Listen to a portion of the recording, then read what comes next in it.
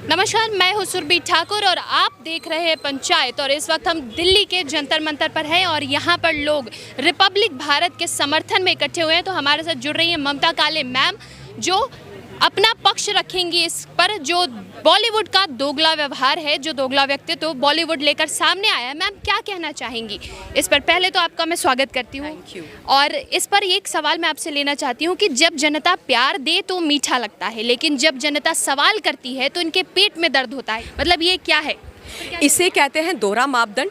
ये इसे कहा जाता है वो विचारधारा या वो मानसिकता या वो सोच जो सोच में आप जनता को कभी कुछ ना समझते थे, ना समझते हो, ना समझोगे।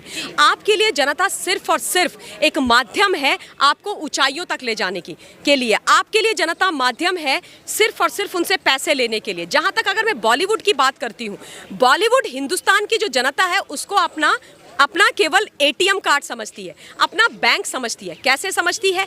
जब इनकी पिक्चर्स आती हैं या जब इनके कोई शोज आते हैं टीवी पर, तो ये टीआरपी के लिए हमारे पास आते हैं। जब इनको टीआरपी मिलती है तो उससे उनको पैसा मिलता है। टीआरपी कौन दिलाता है? हिंदुस्तान की जनता दिलाती है। इनकी जब पिक्चर्स रिलीज होती हैं और वो थिएटर्स पर जाती हैं, हिंदुस्तान की आम जनता जाती है कस्बों से, गांव से, ABC टीयर सिटीज से जा करके इनकी पिक्चर को देख कर सुपर डुपर हिट बनाती है। हम अपना हार्ड एंड मनी लगा करके इनकी पिक्चर्स देखते हैं और इनकी तिजोरियां भरते हैं। और उसके बाद क्या होता है? उसके बाद जब हमारी बारी आती है, जब हम इनसे कोई निवेदन करते हैं, जब हम चाहते हैं कि ये हमारे साथ कोई मदद करे, तो ये लोग हमारे ही खिलाफ खड़े हो जाते हैं। ये लोग हमारे साथ ही दुर्व्यवहार करने लग जाते हैं।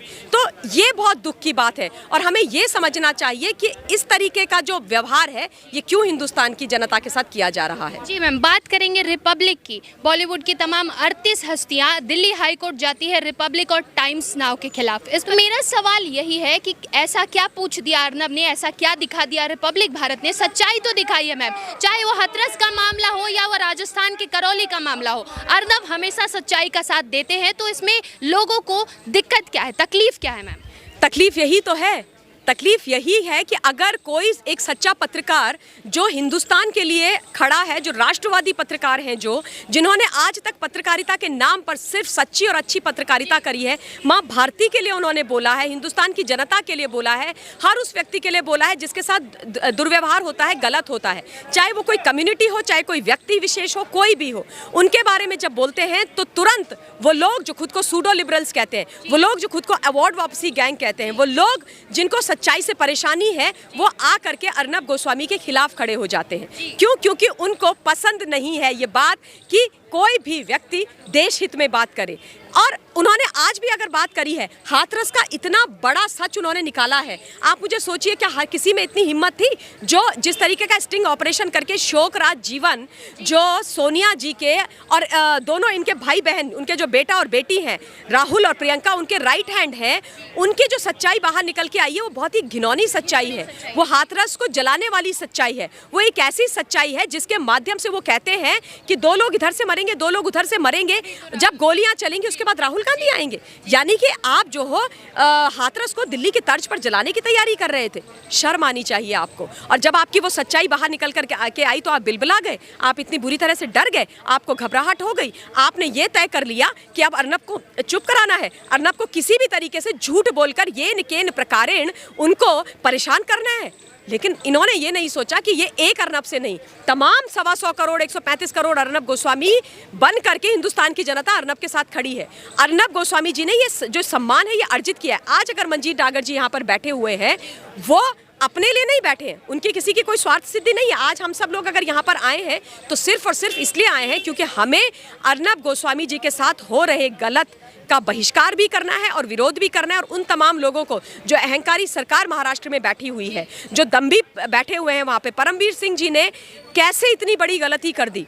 आपका क्या वेस्टेड इंटरेस्ट था, मैं जानना चाहती हूँ। आप खाकी वर्दी पहन करके लोगों को डराने की कोशिश कर रहे हो।